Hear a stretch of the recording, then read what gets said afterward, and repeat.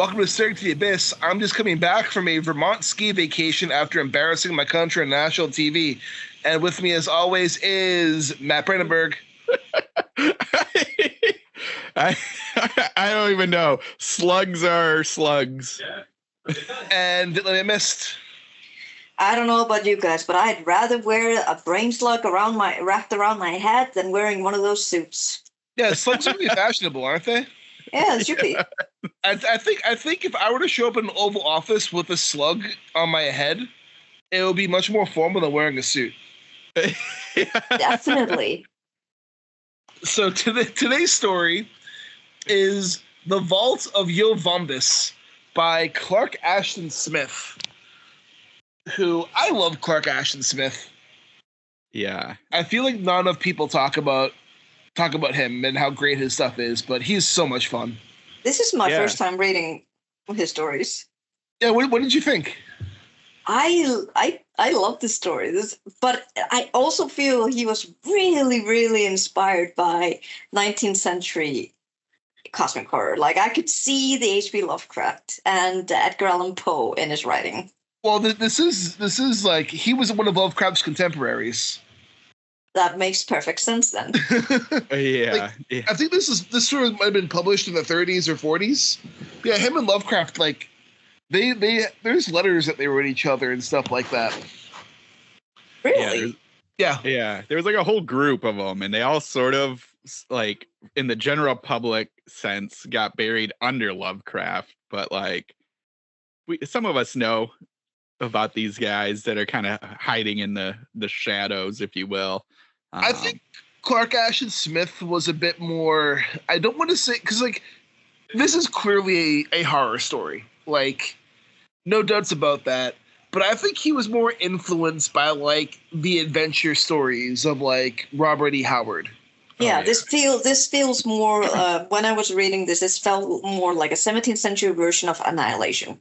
Yeah, which is like, I love how he envisions Mars as this like habitable planet with all these different aliens living there. Yeah. I like that. It's like so they were contemporaries, and this I can't tell from just reading this one story, but he is less racist than Lovecraft. That's a good question. I have no idea. So based on what I know, I would say so. Okay. But I would probably say he was probably as racist as the average person was in that time period. Yeah. Because Lovecraft was like extra racist for that time period. Yeah, but it really shows in the stories, though. But like, I need to look a bit more into that. But yeah, there's no overt racism in any of Clark Ashton Smith's works. Okay. Where like there's overt racism in almost every Lovecraft story. Oh yeah. Yeah. I think my favorite is like the ending of The Shadow over Innsmouth is the main character having to come to terms with the fact that he's not pure-blooded, as if being mixed blood is the most horrific thing to happen to somebody. Mm-hmm. That's like one of my favorite Lovecraft reveals. Which is one of the funniest thing is because you're never fucking pure-blooded. I know. But it's like you guys are immigrants from England. You guys mixed with the Saxons, and you also mixed with the Germans. So what the fuck, you guys? But yeah, I will say this. So like Clark Ashton Smith, because of the time he was writing, all his stuff is public domain. That's cool. So you can read all his stuff online for free. I mean, after the story, I might check out more of the stories. It was really fun. Yeah. If I could recommend anything to you, I would recommend the Zoqueth stories. Okay. The Zoqueth stories take place on a far future Earth where the sun is about to explode and magic exists. Oh! And all these people are just doing horrible shit to each other. Like there's this one story of these two necromancers reviving the dead to go to war against each other and stuff like that. Oh, okay. You need to send me the link to that. I will. That sounds like my jam. Like he's like Clark Ashton Smith is very like I don't want to discredit any of the times of that time period, but I feel like Clark Ashton Smith is really imaginative with his adventure stories and with the stories that he was coming up with. Like, this one story we read, that's one of many stories he wrote that took place on his version of Mars. I like it. Yeah. Like, I have a book that I read this from, which is put out by Hippocampus Press, and it's called Interplanetaries, and it's the complete interplanetary tales of Clark Ashton Smith compiled in a book together. And it has all of his space adventure stories and planet adventure stories, both in prose and in poem.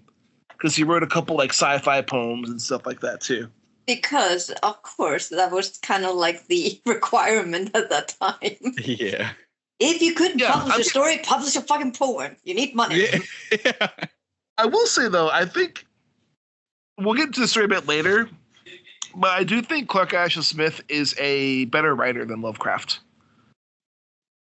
It's been a while since I read Lovecraft, but I would probably agree with you. Yeah.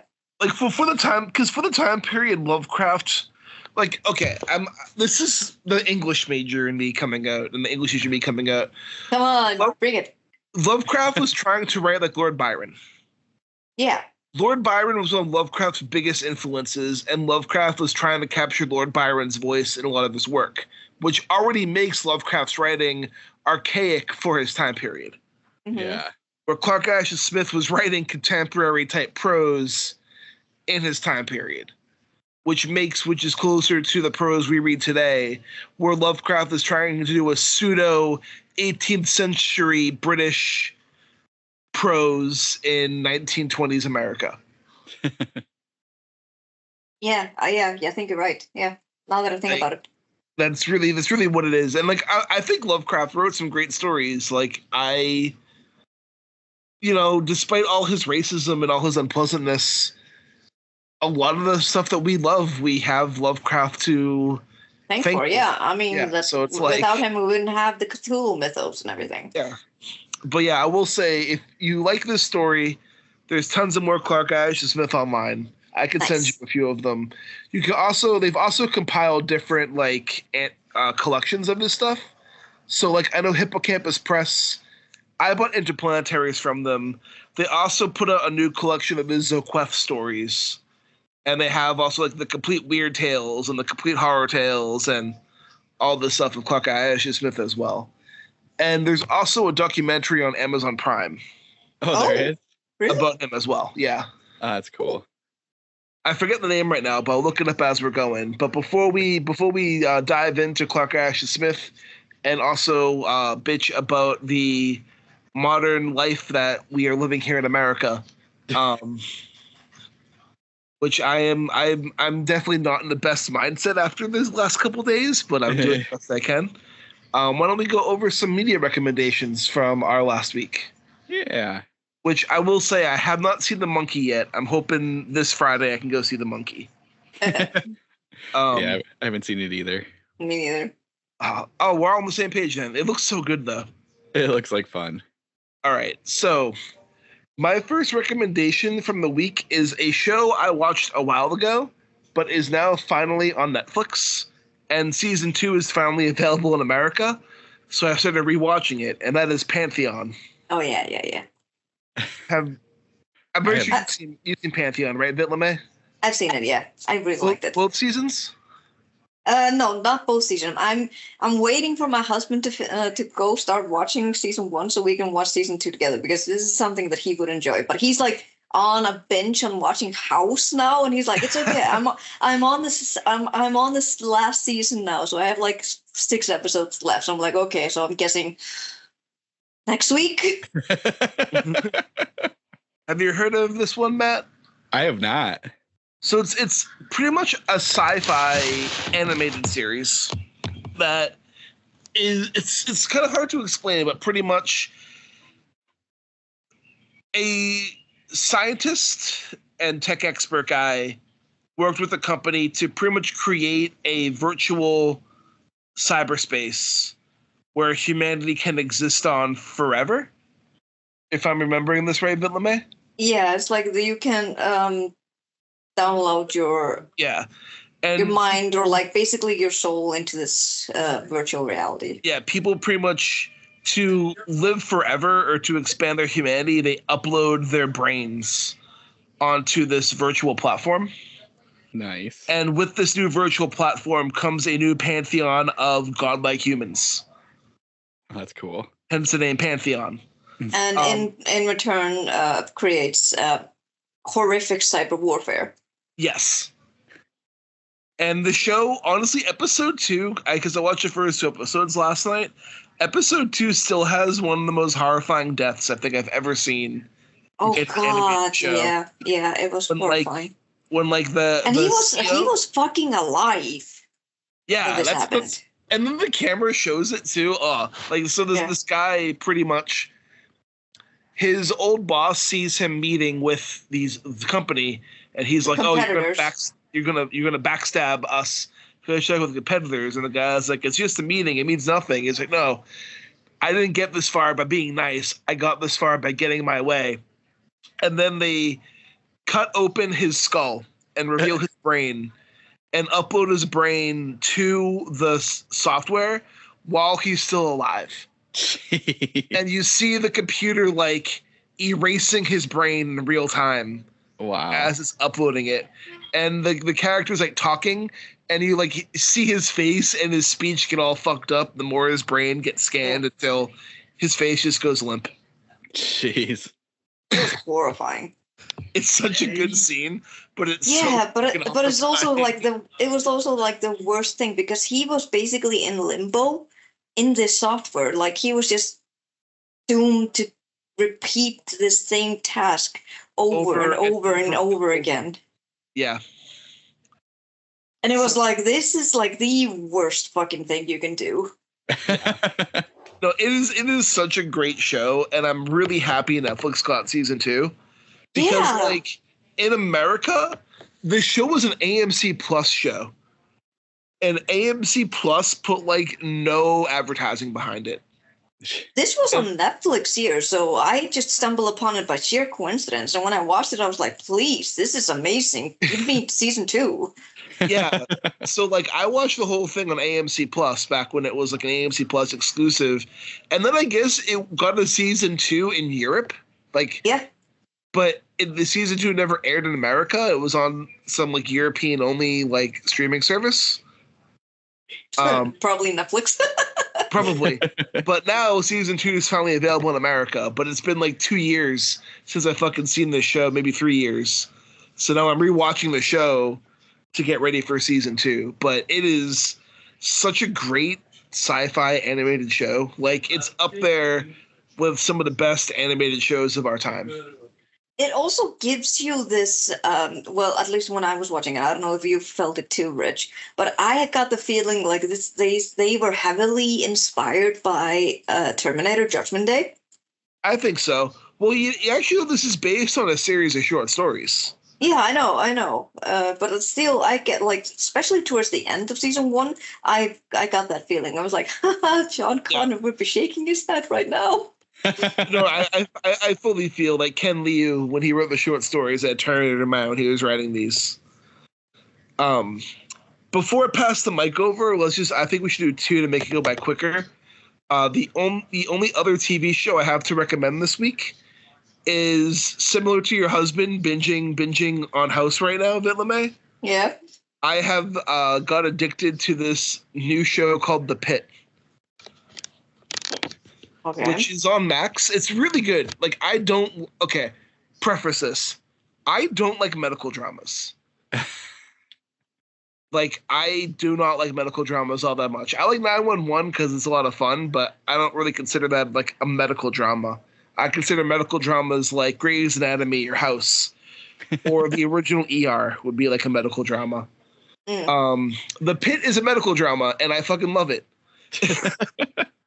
It takes place in a ER in Pittsburgh over the course of a 15-hour shift, and it follows the doctors and nurses who work in the ER over that shift, where each episode's 1 hour of the 15-hour shift. It's like it's like 24. Bear. It's what, Matt? It's like 24.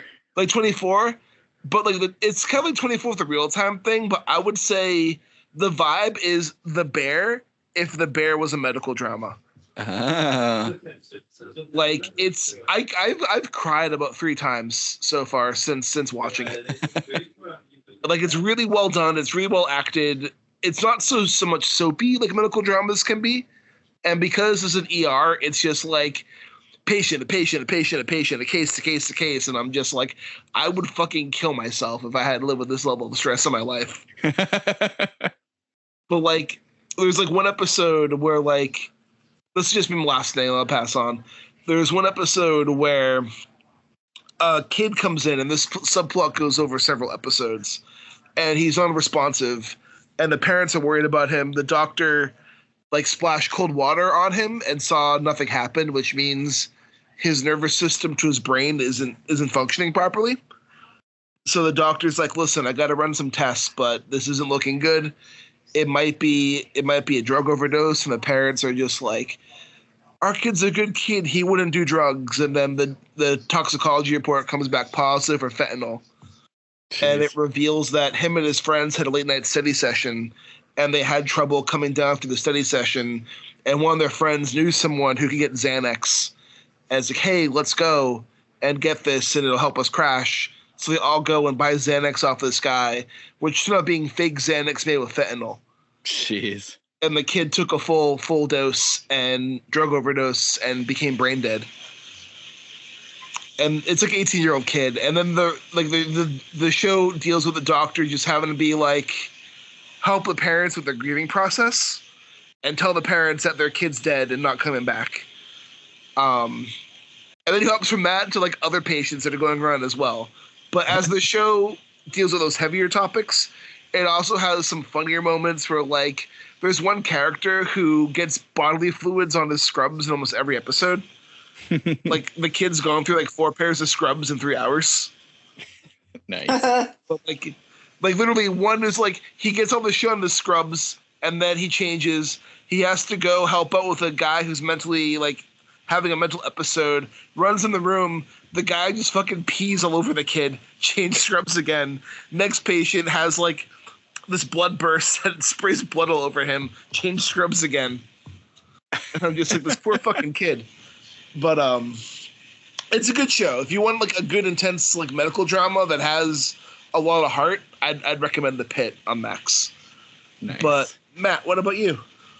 Yeah. Let's see. I think I can talk about, I am reading Attila Veres, The Black Maybe, which came out from Valancourt Press. And this is a bunch of short story collection, right? Correct. Yeah, a bunch of short stories. Yeah, it's awesome. It's I'm just like, it's just it's a great, if you're looking for like a kind of Ligotti-esque but not completely Thomas Ligotti collection, this would be probably the top of my list. These are like just bleak stories. They're just like, and the way he does it is just so fascinating, and just the stories that he's telling and the things that you can kind of come up with. There's this one about it's this kid, and the kid has a stuffed animal that his grandmother gave him, and then the grandmother dies, but the kid doesn't know. The story's told from the kid's perspective, and he doesn't realize, like, he just assumed his grandma went away. Well, anyway, very quickly, the mom is like, well, your stuffed animal is sick and is dying, and, you know, there's nothing we can do about it. It's dying. And then every day the kid wakes up, there's like fabric missing, an eyeball ends up going missing, like fur is disappearing. And then you find out that this is happening to a lot of the other kids at this school. Their stuffed animals are falling apart. And at the same time, they can all like kind of hear what the stuffed animal's talking to them and telling them stuff. And as this sickness progresses, these stuffed animals, the things they are saying are just getting worse and worse. And one stuffed animal kind of goes insane and is possibly killing things and is threatening things. And so the kids are obviously worried. They're sad. Their stuffed animals are dying, and they're trying everything from stealing other stuffed animals and transfusing the fur into their stuffed animals, but because it's imagination, they can imagine that these stuffed animals they're taking stuff from are alive while all this is happening. So they can hear the stuffed animals screaming and crying as they're ripping the stuffing out of them to put into the other stuffed animals. It gets so bleak as you're reading it, and you're like, who this, like, taking such a simple thing and then making it just this horrible kind of story is just amazing. Or you have another story about a couple going to like a spa vacation, and this hotel spa thing they're at just turns into this nightmare. And like, you can imagine just like if you travel or go anywhere, it like that kind of, you're stuck and you can't really do anything, and the place is just horrible and people are weird. And I love it. I'm not done with it yet, but like, I'm just is something that I think more people need to talk about. And I see some people talk about it, and I see it slowly kind of pop up, and a lot of people do really like it, but I feel like this is one of those things like people need to be on, especially if they kind of like that bleak stuff and they kind of like that nihilism of Ligotti and just that kind of weird. It's definitely kind of a new weird cosmic-y thing. He does have a story that's sort of based on Lovecraft stuff, but done in a different way, in a unique way, which is always fun. We like unique ways for Lovecraft stuff. So Attila Veres, The Black Maybe, Liminal Tales, check it out. And I guess if we're going real quick for one more, I read I don't know, I'm trying to think which one I should pick. We'll say, if we're sticking with this kind of old Clark Ashton Smith, I read a Conan, Blood of the Serpent by S.M. Stirling. So this is a kind of prequel to the Red Nails or something like that, I think it was, or like the Red Cathedral, or one of Conan's, one of Howard's stories, and this is kind of leading you right up to it. It's not great. Like, it's fascinating. It's a neat take on Conan, and it's a neat take on giving us like a prequel story. S.M. Stirling is a horrible choice to write Conan. I don't know why. I don't know why he got that gig. I was thinking that I've read other S.M. Stirling before. Yeah. And I'm just like, once I saw he was writing Conan, I'm like, oh, that's a terrible choice. Yeah, it doesn't work. There's not a lot happening, especially coming off a year of reading a ton of Conan stories. Then jump into this and be like, okay, this is like 400 pages of honestly nothing. Like, there's potential. There's a lot of potential in it, but because this is a prequel, he can't do certain things, I'm guessing, because he wants the original story to carry that, like, the weirdness of Conan. So it's just a lot of like hinting at things that might be coming. Also not really a sword and sorcery guy. Yeah, and it shows. This is not a sword and sorcery. Like his most famous like series is like a long running series of books. I think it's called, the first cycle is called The Change or whatever. And it's like, one day something happens, this meteor flies over Earth or something, I forget exactly what, and the island of Nantucket disappears. I'll get back to that. And after this event happens, all technology stops working. Like gunpowder won't even ignite anymore.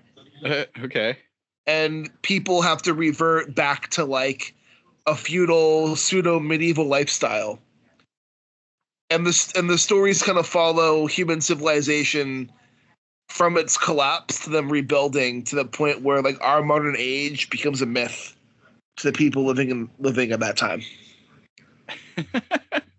And let me tell you this way, it's fucking goofy. You know who the main characters are? Oh God, no. Renaissance fair workers.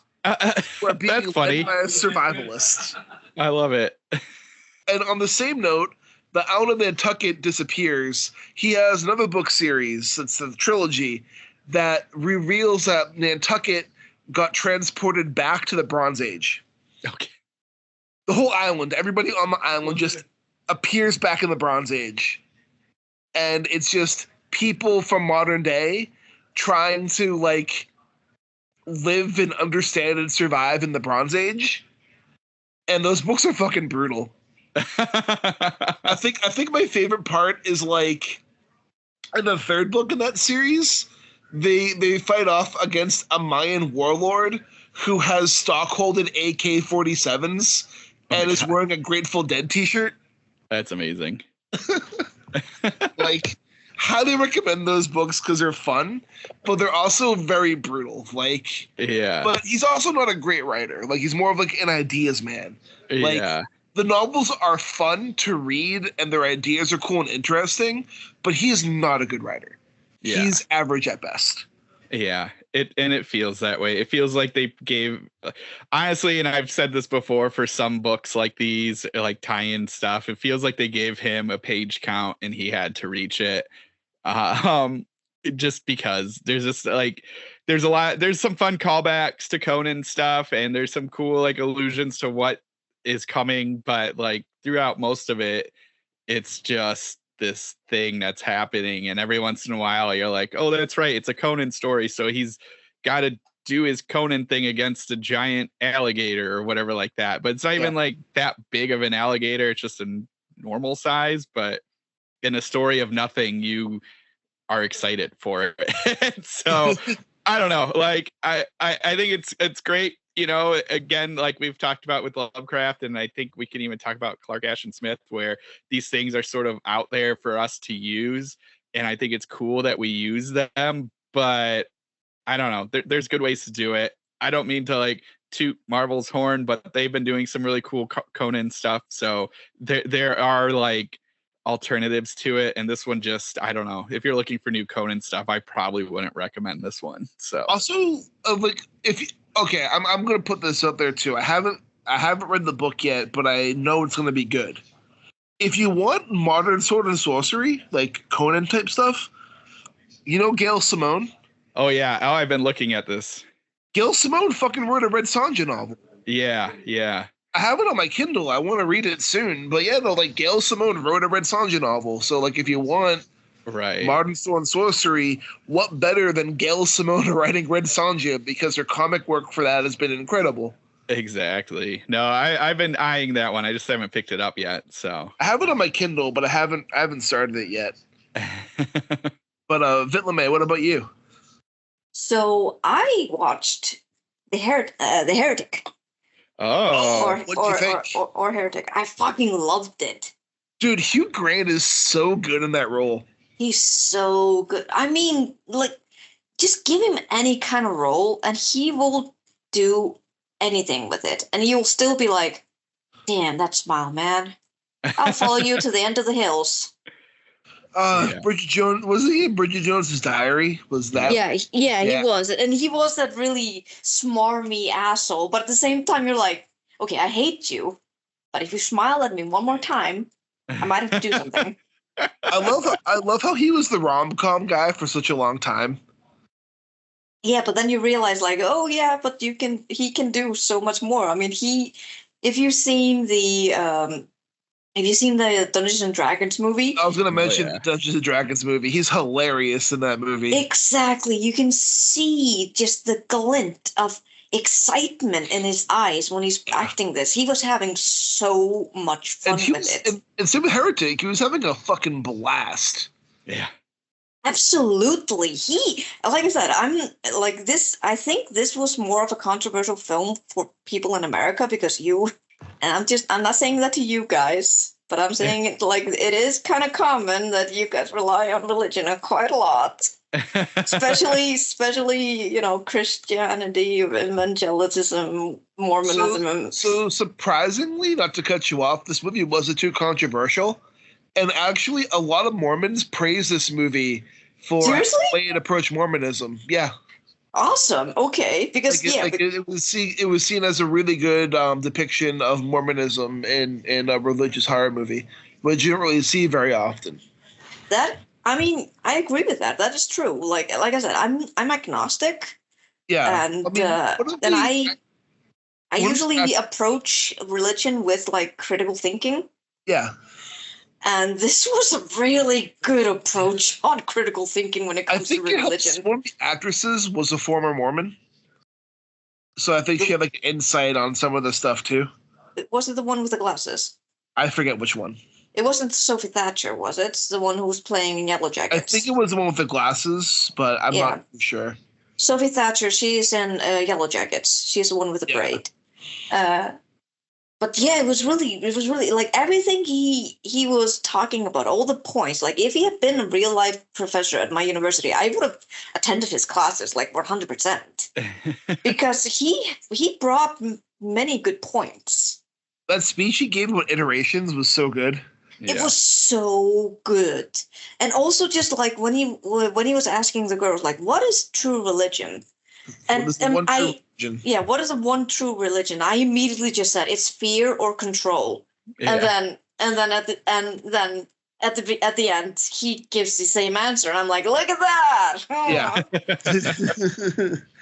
Well, and I think like part of the reason that's not too controversial, if you kind of like step back and look at it, it's like for some religions they can point to it and say, well, see, like the bad guy is the one saying all these things. Yeah. Like if you think about it, it's not the Mormons, the two girls that are doing the evil things and spouting it through religion. It's this guy kidnapping people. And so like I understand why it's not like, the things he's saying can be, but he's also seen as the bad guy, so it's kind of like, it's not him. That's the thing. Like if it wasn't for his truly heinous research methods, this would have been like, I don't know. I think this would have been talked more in other places. You know, nothing he said was wrong either, because like all religions are an interpretation of something else, or like there's things that are carried over. Like I was recently teaching a thing about Greek mythology to my students,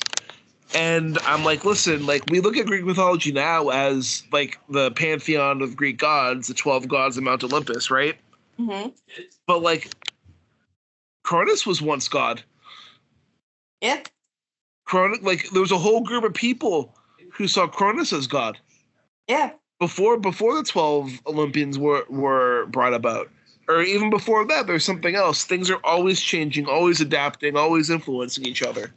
I know. And a lot of people just won't accept that. But if you don't have to accept it. You just know that this is a possibility. Yeah. No, I agree. I thought it was fantastic, this movie. I want Hugh Grant in more of these movies. I love how like. It was refreshing seeing Hugh Grant in a horror movie, but I just love the tension this movie had too. It was so tense. It really was, yeah. And it's actually the guys who wrote and directed this one. They're the same people who did that movie Haunt. If you guys saw that, yeah. Oh, he did. Yeah, or they did. It's the two guys.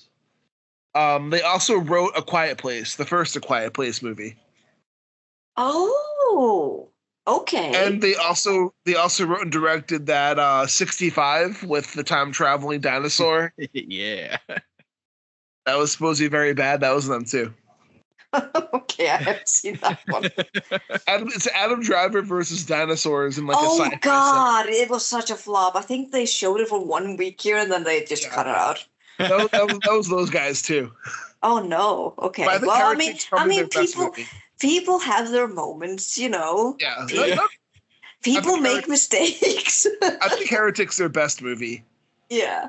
And like it packs a punch too. It really does. Can you imagine? Don't you think Hugh Grant would be an amazing Bond villain? Yeah, he would. Amazon on the phone. Right? I just kept like after watching the movie, I was like, damn, he's such a good villain. And then it was like, you need a good villain, a Bond villain, call Hugh Grant.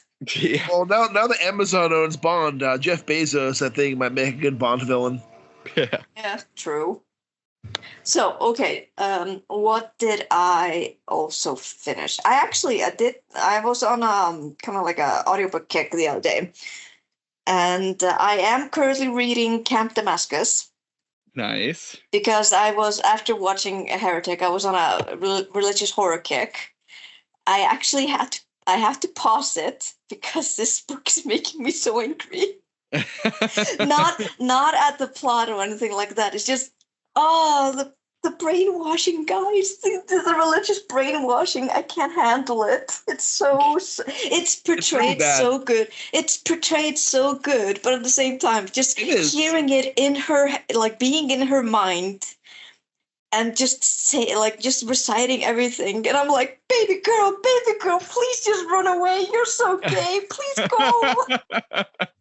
It's like it probably helps that I read that one instead of listening to it. And Mara Wilson, she's actually narrating the audiobook. Nice. Yeah, it was nice. She has a really good voice to it. But yeah, I'm pausing it, but I will come back to it once my anchor has a little bit faded away. But I did finish Puzzle House. Duncan Ralston. Duncan Ralston one. Yeah. I've never read one of his stories, so I decided just on a whim, like, because I like escape games. Yeah. So escape mysteries is kind of me and my husband's thing. Like, we usually buy these board games that are called The Exit.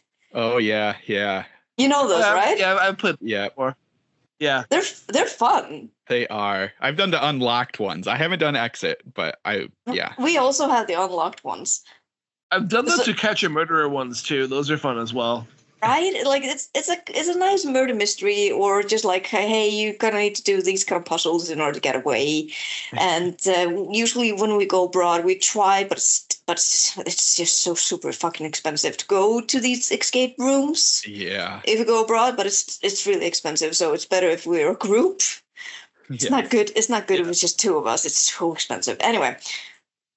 So the premise was really nice. Like, it had this kind of escape-esque feel. It also had like this kind of Saw feel to it. And I was like, okay, I mean, this is kind of my jam. Why the fuck not? So I listened to it, and you don't even have to say anymore. I was a bit disappointed, to be honest. Yeah. Because, like I said, it had such good premise. It has such many good ideas, but the execution was really poor. Because I think when you're watching the Saw films, you kind of know, and you don't have to root for the people because you know they're gonna die instantly. Yeah. But doesn't have to be like that in book form. In book form, you kind of have to have this kind of like relation to the characters because you are immersing yourself in a different kind of form. Yeah. And I did not feel that way when I was listening to this. I was like, okay, I was introduced to 3 characters and there were 6 of them. So I was like, so these other 3, they're going to die. Okay, so I don't have to worry about that at all. And just the puzzles, or like the escape rooms, more like, they were just basically designed for each and every person. Oh. So so you kind of knew who was gonna die immediately. Yeah. So it was like there was no intrigue, you know. There was no how do I say, like, you didn't know which one was gonna die, but you did. Yeah, that makes sense. And they were all really camaraderie when they realized they were gonna die.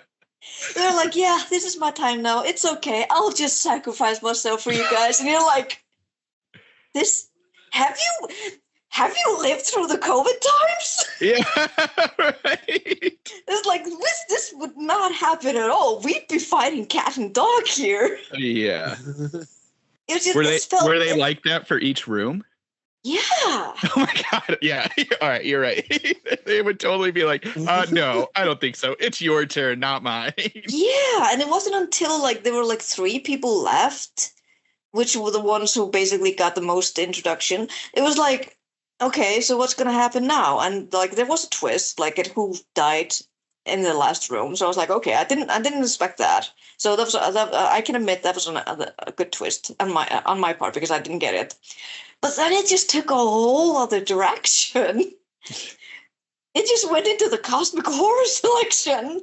Oh my God. And I was like, what Wait, why though? I I feel Duncan could have maybe put more research. I mean, this was well researched. He put a lot of effort into the mythology of various gods and everything like that. I was like, kudos to that. It was fun, but it felt kind of like two stories in one. Yeah. It's like at one point there was this escape room, and then suddenly this cosmic horror thing where there's this cult trying to bring forth the end of the world by summoning some gods. Well, I have news for you, Vitlame. What? Duncan is working on a sequel. I know, he should have, because it ended on such a weird note. Because once it just ended abruptly, and I was like, that's it? Really? There's gonna be a sequel, right? I have his book Halloween on my Kindle. I want to kind of read soon. I heard a lot of controversy about Womb. Yeah, Womb is... I've read Womb. Womb is a lot. It's controversial because it's extreme horror. Yeah, I figured, and yeah. Duncan does some pretty fucked up shit in that book. But what really made it controversial is like...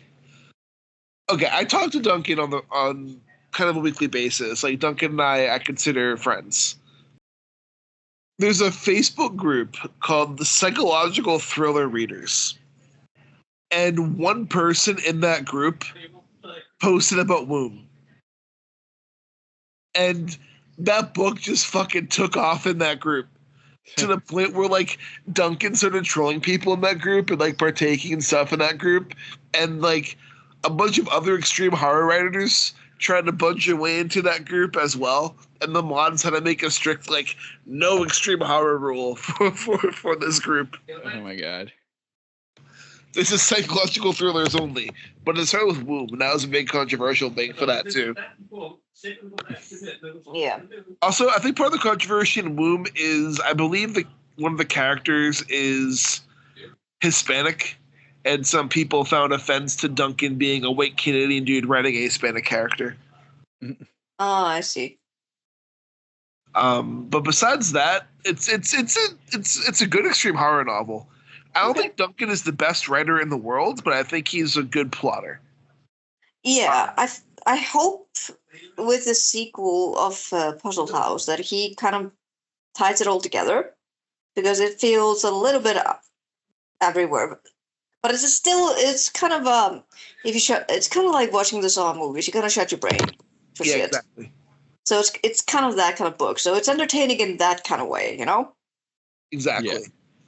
But if I was hoping for like a lot of plot twists or anything like that, it's not that kind of book, you know. Yep. Also, before we get started, I have one question for both of you. Uh-oh. Have either of you been watching Invincible this season? Not yet. No, not yet. We're waiting so we can binge. Yeah. Oh, it's so good. I really want to. I literally cried in last week's episode. Nice. They did such a good job with the Powerplex episode, and Aaron Paul was the perfect choice. Oh, that's awesome. And then I won't spoil, but it's been a great. This season's not as like insane violence or action wise as the last two seasons were. Yeah. Because it's more focused on Mark having character growth. Yeah, which makes sense. And then the last two episodes are going to be insane. But 2 more weeks, and then you guys can binge. Nice. All right. I have one recommendation that if you haven't watched it, but I highly suggest that you try and get to it. It's the American Murder, the Gabby Petito story. Oh yeah, it's good? It's good. It's super tragic. Yeah, but I remember when that was happening in real time. Yeah. That's the thing, because it's like it's only 3 years since it happened. Yeah. And it feels still really raw, but at the same time, it was kind of nice because when I was watching it, I kept thinking, because it has such a huge media sensation, you know? Yeah. And throughout when I was watching it, I was like, this is tragic. But at the same time, I kept thinking, if this was a black woman, or if this was would have had the same traction. Or if this was a Latino, or if this was an indigenous woman, they would not get this kind of media sensation. But they do mention that in the series. They Well, do that's good. say that they do say good. like this is horrible. They shouldn't have to focus so much just on one white girl. And the parents of Gabby Petito, they actually made a funding to help find missing women of color. Yeah. That's good. So they did mention that, and I was like, okay, I'm really happy that they did that, because this is it gets out of hand. I know a lot of people, like, there are a lot of media that make fun of it. Like, I've seen Family Guy make fun of it, but it's still like, please, you should take this more seriously. Yeah. Yeah. But this is a really good example of abusive, like, domestic violence. It's like the first, like, you see actual footage of what happened before the murder, Jeez. That's good. and it's Well, just yeah, it's horrifying. It's good to see the footage, but it's horrifying. Yeah. If you want to piggyback off of that real quick, another true crime recommendation I watched last week is on Hulu, called The Fox Hollow Murders: Playground of a Serial Killer. Ooh, now I need to check that. And it's about, in Fox Hollow, I forget the state, but back in the 80s and 90s, gay men were going missing and not turning up. And the police wouldn't do anything because they're gay men. The news wouldn't report on them because they're gay men. And it kind of vanished. And then one day, the man who owns this house, his son came back to the home with a human skull Oh, jeez. that he found in the woods behind the house. And they called the police, and the police found over like 1,000 bones Jeez. Oh my god. in the woods behind this house. And they believe it's a cold case it's revisiting, so this is kind of we'll also get to this. They believe the man who owned the property, whenever his family went away, he would go out and commit these murders. But when everything kind of came to happen, he committed suicide. Jeez. So now it's kind of a cold case where they're revisiting and trying to recontext it and stuff. You'd like it a lot, Vietnam, if you're into serial killer, true crime stuff. Yeah. But it's a lot. But yeah, I'd recommend it. It's fucked up, but it is really good. Alrighty. All right, but let's get into some space slugs. Yeah. And not the slurm kind, the bad kind. Yeah, I did. I kept thinking of the brain slugs from Futurama, or the head crabs from Half-Life. Yeah. Honestly, knowing the Futurama writers, like that, Clark Ashton Smith could have been an inspiration for that. Totally. These were not as cute as those. They were not green little one-eyed creatures, but that like eating brains. Yeah, and like just gross. Just in a gross way. In a very gross way. But so this is I'm glad you guys both like the story. It's a really fun one. Yeah. No, it was awesome. I feel like we do lots of contemporary stuff, but it's fun to go kind of into the more forgotten classics. Yeah, and it's fun to like the stuff that kind of slipped by. Exactly. And I think that's it. It's like seeing that and just seeing how it is, and like, it totally works. I think Vitlame, you hit it best, where it's very pulpy, group of explorers in this uninhabited land except for a couple Martian guides, and like, you get the whole just like Egyptian feel of this massive Mars town, and like all of that is just, it's good pulpy fun. It's just like and it's, of course, it's a team, and like the leader's really gung-ho and just like can't wait to like get in there and do stuff, and you're like, okay, like it's got all the trappings of that, and sometimes that's fun. Sometimes it's fun just to read something goofy like this.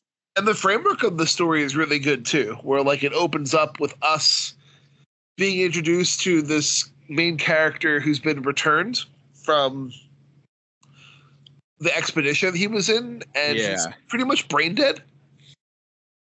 And not fully brain dead. He's like, but he's not well. Yeah, he's not well. And then the rest of the story is him telling his like story, his adventure, what happened. Which is total that, and again, Vitme, like you said, it's a total Lovecraft kind of, or of that time frame of it's always somebody writing a letter, and this is the letter of that, or like us getting the story from another perspective. So it's always like a story within a story.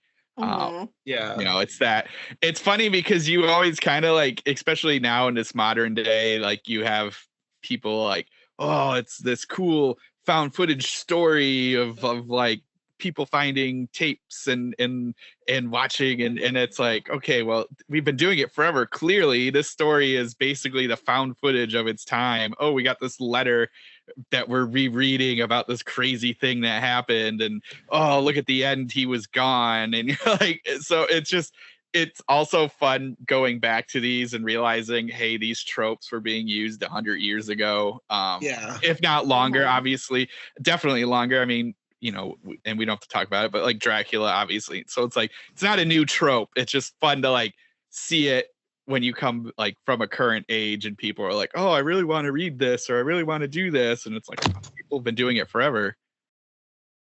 So anyway, I thought that was fun. Like a fun way to do it. No, it is. I think also this is just a fun pulpy adventure story. Yeah. With a horrific end. Yeah. Like it's yeah. And that's what I like about Clark Ashton Smith is like his stories are fun to read. Yeah.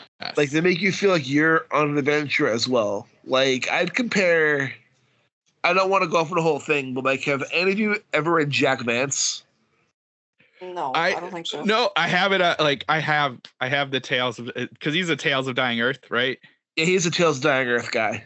It's like probably one of my next reads. So you'll see a lot of Clark Ashton Smith and Jack Vance, by the way. Nice. Just gonna put that out there. Like it's just that I don't know. I love that feel of this era of storytelling. Yeah.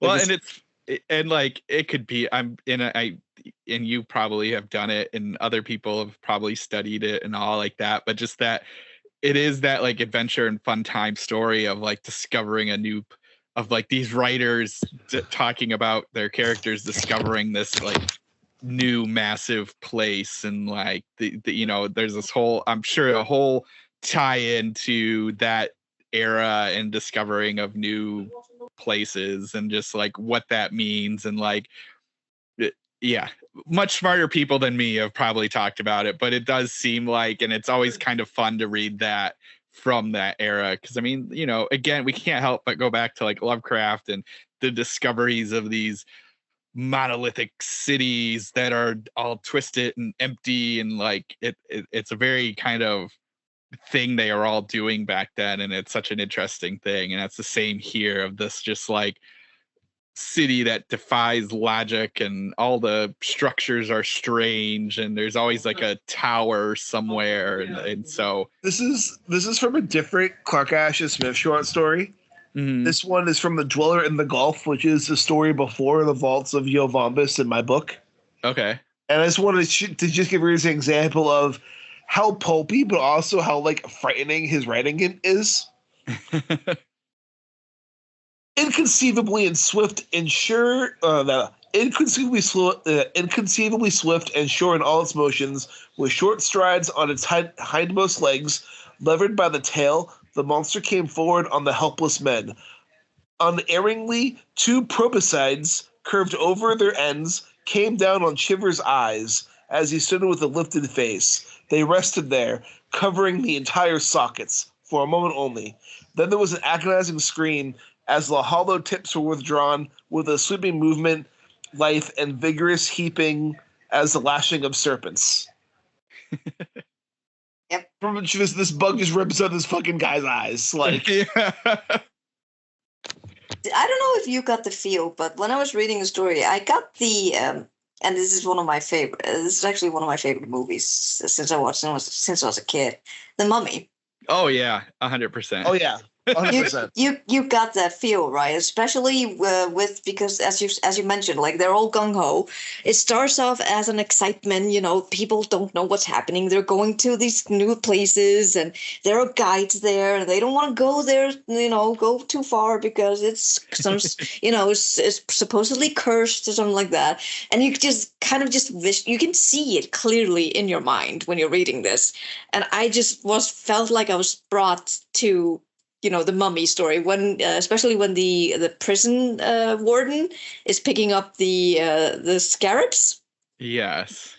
That moment in itself when the main guy was looking at the tomb, or like at the guy who was erected on the wall, I just immediately thought, this is not going to end well. Yeah. And then this thing just wrapped around his head, and I'm like, nope, you should get out right now.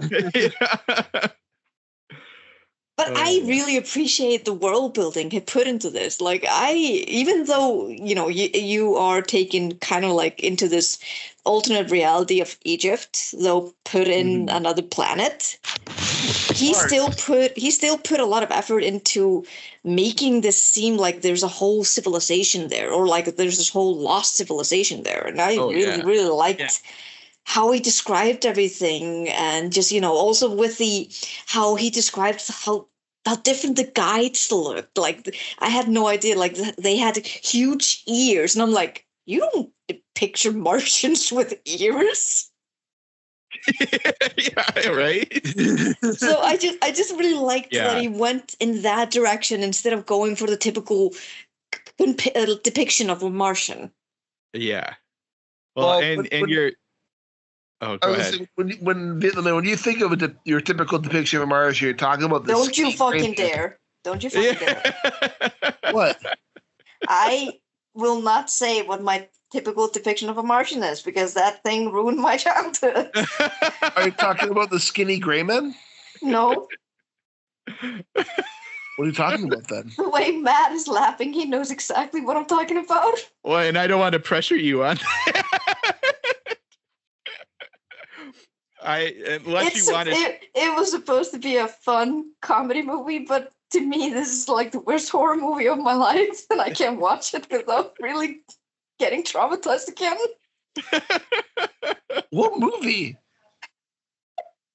You want me to say it? You're such a bastard. Just say the movie name. Mars Attacks. Oh, okay. I get it. I know exactly what you're thinking of now. Oh, fucking Martians. Oh my God. Well, we'll step away from Mars Attacks. It's okay. Clark, he's actually helping me. That's good. I can now only picture them with big ears now. Because I think most people think of aliens and think of like the skinny gray men with the beady black eyes. But it's funny though that they always think it's from Mars. Yeah, I know. Right? I was like, I would think like, why? What about the other planets? I mean, Venus is right next to us. No, they don't deserve attention. Only Mars. They're the only ones we need to focus on. It begs the question, though, like, why the emphasis on Mars at that time? I mean, that is a good question. Well, he also wrote stories that took place on other planets, too. Okay, he went there. These are just stories that, like, he has a couple stories that take place on Uranus. He has a few stories on Jupiter. He made up some alien planets he has a few stories on as well. He actually, there's a picture in this book that's his artistic depiction of Uranus. Oh God! Don't even. No, I'm not making a Uranus joke. He actually has, I was like, don't. That's of hills and trees and alien-looking like vegetation. And there's a he deep calls hole. it Uranus, like it's how he believed like what Uranus' surface looked like. There's a big crater there. Yeah, was there a big crater? No, there's no big crater, and there's no starfish. There's none of that. There's no muddy spotches everywhere. There's no muddy spotches. There's no prairie dogging. There's no skid marks. He was a professional. He didn't think those things. This isn't an Abyss show without mentioning poop, guys, you know? I know. I can't help it. It was just right there. It was right there. I was like, I'm walking into this one. I know I am. I appreciate it. Thank you for giving that to me. You're welcome. But yeah, like he has stories that take place on all sorts of different planets. So these are just ones he took place on Mars. He has a few stories that take place on Mars. Yeah. So you kind of see how he develops Mars as like a civilization. And I think in here, I think it's really cool. It's exactly like you said, Vitlame. It's this whole like place and like this whole concept, and you just can't, like, obviously you're focused on the slugs once you start getting deeper into it, but like, yeah, you can't help, just even with the slug thing, he does a cool thing of taking us through these tombs because they're running. It feels like we're in a lost civilization. Yeah, exactly. And we're learning about a lost civilization, and like it's fascinating. Yeah. And it's creepy because that once you get to that point and one of the dudes has it on him and he's somewhere and you're like, he could be anywhere running around these like hallways, and you're just like, it's really kind of terrifying just to imagine this thing coming and where it might be. And the thing is, at least, that's also be saying, because don't the slugs like lay eggs inside the person's head too? I think so. So like a little slug babies get born in their brains. At least, yes, I think it does. Because the ending gave me kind of, and this is a whole different generation, but Hamadophages by Stephen Kozlowski. Yes. Like I got, and they both have similar ending vibes to each other. I think Kozlowski's is more fucked up, but they both have ending vibes. Yeah, I can see that for sure. I don't know if you've read Hamadophages or not. I like that one a lot. Yeah. It's that's a good one. But yeah, I love like just the way we get hinted at to this thing too, like where they're camping out in front of it the night before, and the main character sees just like this weird round like flat circle thing kind of floating around. And then they start, like, he sees it like in a corner somewhere, and then obviously we find it and we find this room full of them. But like, it's a cool kind of hint because it's sort of ridiculous sounding when you kind of think about it at first. You're like, oh, just this little black circle kind of wriggling around, and like you can't help at first just imagine just some ridiculous cartoony kind of thing until like it starts going deeper. And then just, I like that kind of twist from a ridiculous thing to, oh, it's this thing that like clomps on your head and basically kills you but uses your body. It's like, okay. And even if it doesn't kill you, because like, if you know, I guess we can spoil, this is a very old story, like, and obviously it's a letter, the guy, like, even though he escapes from it, and this is like the most terrifying, it still like plants a thought in your brain that makes you want to go back. And that's just so disturbing to think about. It's just like, even if you escape, you still have this like need, this thing telling you like, oh, I want to go back to this room full of these other things and let them loose. Yeah, no, that's exactly what he wants to do. It's like, because literally the final line of the story is, well, the final part of the story is, yes, I've told my story and you've written it all out, haven't you? Now I must go back to Yoh-Vombis, back across the desert and down through all the catacombs and the vaster vaults. Beneath, something is in my brain that commands me and will direct me. I tell you, I must go. It's like, God. Honestly, there's another story in the Vaults of Mars that is similar ending-wise a little bit, which is Voltum. Which is also a good one. And Voltum is about these two Americans who found themselves stranded on Mars' capital city and no money to get a ship back to where they want to go. And they meet up with this entity called Voltum. And most Martians believe this to be their kind of like Beelzebub, where no one's seen him or knows of him, but he's kind of the source of all the bad things. And he's a series of sentient plants. Nice. and he pretty much says, I will get you a trip back to another planet. In exchange, you need to plant these seeds in that planet. And the idea being is he wants them to transport him to a new planet so he can consume and take it over and make it all himself. And it kind of ends with him beginning to try to possess the two men to force their hands. And they get locked in limbo together. No, I love it. It's super imaginative stuff. Like I just love the creativity with Clark Ashton Smith's work.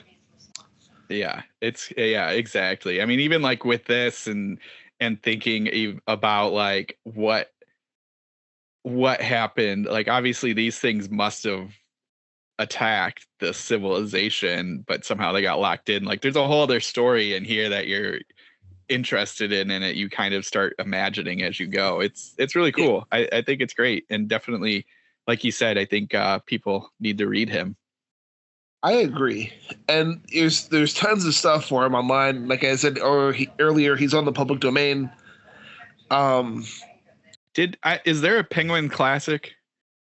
I feel maybe. I think Hippocampus Press has been doing a lot with him. Okay, but let me check. Also, one thing I like about the story is like it kind of does have this theme, the idea of like. I'm trying to think of like the theme of the story, kind of this idea of people leading themselves to their own destruction, essentially. Yeah. Like going into pursuit of knowledge can be a bad thing. He does have one Penguin Classics edition. That's what I thought.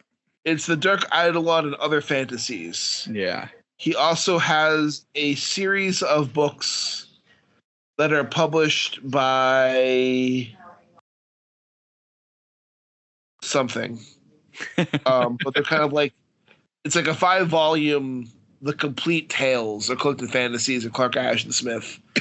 Nice. I like the Hippocampus stuff. So Hippocampus, what they do is instead of just like a random collection, they collect his like, they do themed collections for him. That's cool. So like I have Interplanetaries, the Complete Interplanetary Tales of Clark Ashton Smith. There's Zoqueth, the Final Cycle, all his Zoqueth stories. There's another one called the Avergeny Chronicles, which are the complete Avergeny stories by Clark Ashton Smith. They also have his California horror stories called In the Shadow of Boulder Ridge. So they just collect his they do themed collection for his stuff. That's cool. So that way you get like each of the books are kind of like their own full theme. But yeah, I think Clark Ashton Smith is just a lot of fun, and I'm happy that you guys both like this. Yes, it's a blast, and it's fun to like kind of dig into the sides of Lovecraft, if you will, like the other people. Like I said, I've been reading the Conan books, and so he's another contemporary, or like you kind of look at, and I'm going to draw blanks on names now, but there's quite a few that are out around that same time that I don't want to say get overshadowed, but I feel like you don't see, and maybe we do, but like you don't see people taking like this sort of mythos from Clark Ashton Smith, because I mean we can call it a mythos. This is a whole other world that somebody could take and play with just even from this story. But you just don't see that. And maybe there's legal reasons for that, but whatever. I'm just saying this is a great opportunity to do something with this, and having not read much of his other stuff, maybe there's more in there too. But anyway, yes, I appreciate us doing this. I was flipping through my edition, and I got to the part when they finally see the slug. Yeah. And I just love his description. It's like, what the thing was, I should prefer not to imagine, if it were possible to imagine. It was formless as a great slug, which neither head nor tail nor apparent organs, an unclean, puffy, leathery thing, covered with that fine mold-like fur of which I had spoken. The knife tore into it as if through rotten parchment, making a long gash, and the horror appeared to collapse like a broken bladder. Out of it there gushed a sickening torrent of human blood, mingled with dark, filtrated masses that may have been half-dissolved hair, and floating gelatinous lumps like molten bone and shreds of cruddy white substance. At the same time, Octave began to stagger and went down full length on the floor. Disturbed by his fall, the mummy dust arose about him in a curling cloud beneath which he lay mortally still. It's just so good. And, like, I just love the whole, like, action adventure. Like, I don't care about getting us to think about any deep, serious themes. We're just going on an adventure. Yep. We're having a fun time. We're getting our brains eaten by slugs. Amazing. But yeah, no, I'm happy you both like this. Yeah. Okay.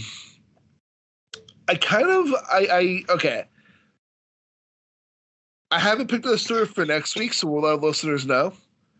But Matt, where can listeners get in touch with you?